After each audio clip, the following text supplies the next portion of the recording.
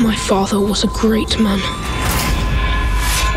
A hero, so they say. Sometimes the world doesn't need another hero. Sometimes what it needs is a monster. Luke, Sarah, loved the movie. Congratulations on it. Welcome to Ireland. You're at the home of Bram Stoker. It's only around the corner. So I guess, how is this movie different from the Dracula that we all sort of knew and loathed from Bram Stoker's version? I'll field this one. Go on, why don't you? Well, it's really, it's an origin story. It's the untold story, the side of Dracula we haven't seen, and really it's about kind of pulling apart the legend and looking at the man behind the legend, and that's Luke. And really, it's about bringing this kind of human element, this humanity to Dracula, and finding what was his story before he became the monster. This is basically the story 400 years before Bram Stoker even took his first breath. Yeah. So, it's a long time, a long time before. But it is about the historical figure that inspired Stoker to write this very famous literary vampire. And when you were kind of accepting the role, was there any Dracula movies in the past that you would have looked back on, or kind of been a fan of? I've seen quite a few of them anyway, and I did go back and watch a few, but it wasn't really for reference, because obviously we're telling the untold story, the origin story, which has never really been done. So it gave me quite a sort of liberating freedom and license to to build a character from a historical figure and tell a story that people are not necessarily going to expect. Well, I know they're not going to expect, because the people I've already spoken to that have seen this movie leave completely surprised at the story we've told, and how it unravels, and how it sort of then incorporates the vampire, and how he, it's his transition, and what makes this man do the things he does. And it was very refreshing to do.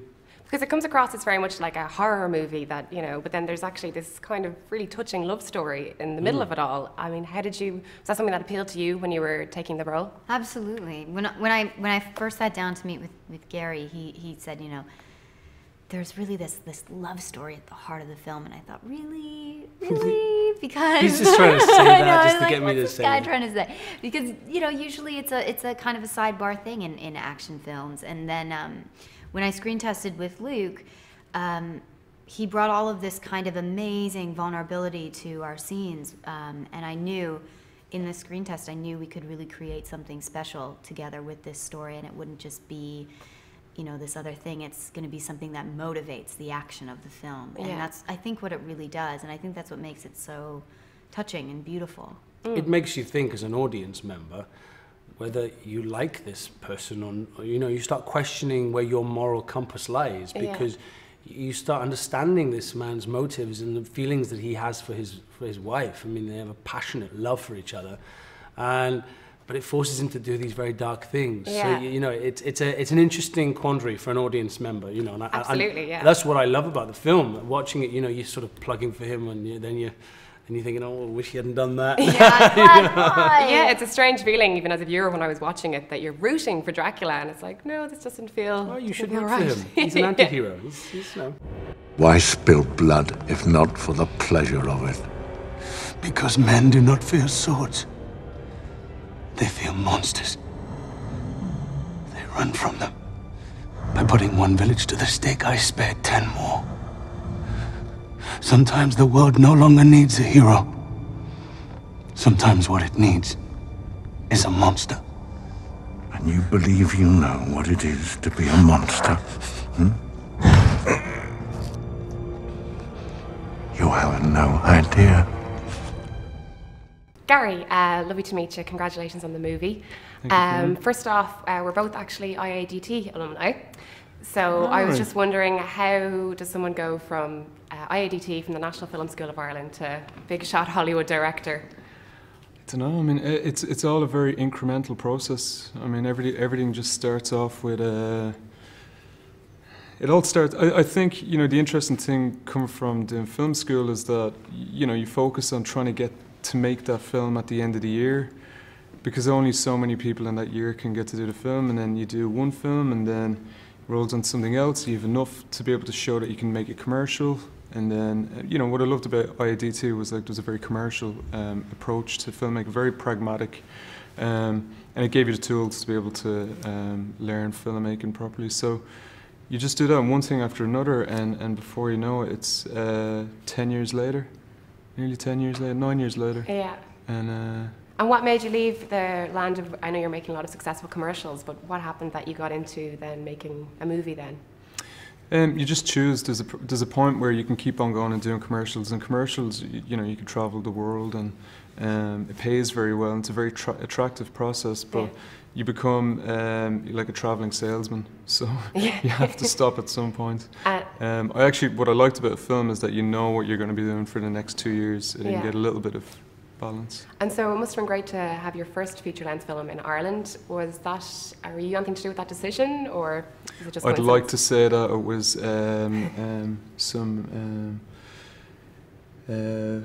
words made on my own behalf, but no, it wasn't. It comes down to, does it make financial sense to the studio, is the, you know, honest answer. Yeah. And it was a very favourable tax break that they had in Northern Ireland, so great. You know, they won't shoot so there. It must be nice though to be at home for it. I was delighted, you know, and my family was as well, because every weekend they were coming, like, visiting, or every other day on the set there was, you know, the Shore family were appearing, or you know, extended family or friends and stuff, and or family of friends as well. But by the end, my line producer was just saying, okay, from now on, you know, passes come only through me. Yeah. No more Shore family members. No. So I was like, what do you expect? You know, I'm shooting a film in Ireland. You know, you've an Irish director. Of course, you're going to get everyone's looking. Everybody's going to come up. And Sarah, the director Gary Shore, of course, is from Ireland, and you referred to him before. I've been reading other articles as well as an early Spielberg. So I was just wondering, what was it like for both of you to work with him? Because this is his first feature-length movie. So I mean, what was he like? Well, it was. You know, it's really interesting when you. It might have been Gary's kind of first feature film, but when you make a movie, it's kind of all of these people coming together, and everybody has these different backgrounds and different levels of experience, and it's. You know, it's not just about one person never having made a film before, because they bring their own expertise and their own kind of qualities to the project. And even though I've made a lot of movies in the past, there was so much that I learned making this movie. I'd never made a film with visual effects like this, never made a movie of this scale before. And so I really felt like, in a way, you know, we were all kind of in it together, you know, and we were all kind of moving forward, telling this story because we all really believed in it. And Gary also tends to wear a Jaws t-shirt to work every other day, which is also why he inherited that name. So. And you filmed a lot then in Northern Ireland. I'm not sure how long you were filming there for, but did you enjoy your time? 3 months? 4 months, oh wow. So did you get down to Dublin at all while you were there, or did you get much travel done? I did virtually nothing apart from train, fight, act, eat and sleep. Understandably. You got to come down. I came down to Dublin. It was lovely. It was great. Yeah. And are you going to have much time here this time around? No, I arrived this morning and I leave tomorrow morning. Oh, God, yeah, we have a charity gala this evening, which is the first public screening premiere, official premiere we'll have in this film, and it's nice that it's happening in Dublin, you know, the home of Bram Stoker. Even if it's not his story, it's a nice homage to such a legendary character that he created. And the film then, it ended very kind of, I guess, open-ended, I suppose. Does that leave room for a sequel, or is there a trilogy in the works? I know there's been rumours of it, but... I mean, I'm only focusing on one film at a time. That's entirely up. If the audience really love the film and they turn out in the droves, the studio will know that, and they will want to tell the next part of the story. The way I see the film is that it's a first act in a 3-part structure that I would love to see the story fully told over 3 movies or more. You know? Absolutely, I'm sure a lot of people would. And congratulations again. Best Thanks of luck with it very all. much. Thanks, Wayne. Welcome to your life. What's happening to you? I'm the thing meant for you, not a ghost. Something else. There's a room where the light won't find you. I see the devil inside him! Walls come tumbling down. Do you think you are alive because you can fight? You are alive because of what I did to save you!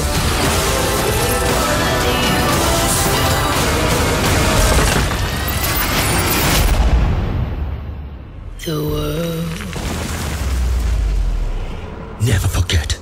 who I am.